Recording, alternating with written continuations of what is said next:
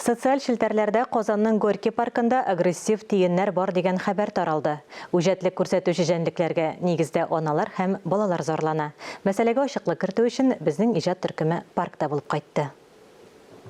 Сәламәт тиен бер кайчанда кешеләргә үзе якын килмәй. Агрессив тиеннәрдә исә кытыру чире булырга мөмкин. Шуңа күрә бу җәнлекләр белән элемтәдә торган ата-аналарны аңламыйм, саграк булырга кирәк.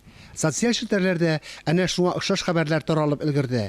Нәни балалары булган әниләрне паркта йөргәндә сак булырга өндиләр. Горький паркында тиеннәрне ашатучылар күп. Алар кешеләргә ияләшкән, азык өмет итеп киләләр.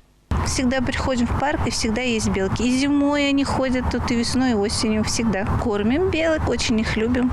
Специально приходим, чтобы на них посмотреть. Йомшак тиеннәр кешеләрдән бөтенләй курыкмый. Бу беренче күрүгә аңлашыла. Бер-берсен уздырып, кешеләр янына киләләр, ризыкны кулдан тартып алалар. А только лишь наблюдаем, как они живут. Без тиеннәрне ашатмыйбыз, шәһәр тирәлегендә ничек яшәүләрен күзәтәбез. Алар өчен аерым азык кирәк дип саныйм. Моның белән махсус хезмәтләр шөгыльләнергә тиеш.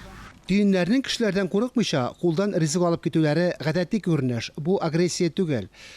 Казан зооботаника бакчасы белгечләре сүзләренә караганда, бу вакытта җәнлекләр кышка азык әзерли, чикләве көнбагышны агач яки җир астына яшереп куялар. Шунысы кызык, алар үзләрен ашатучы кешеләргә күнеккән.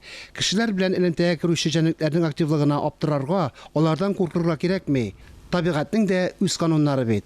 Фарис Мөхәммәтов, Айгөл Хидиятова, Татарстан яңалыклары.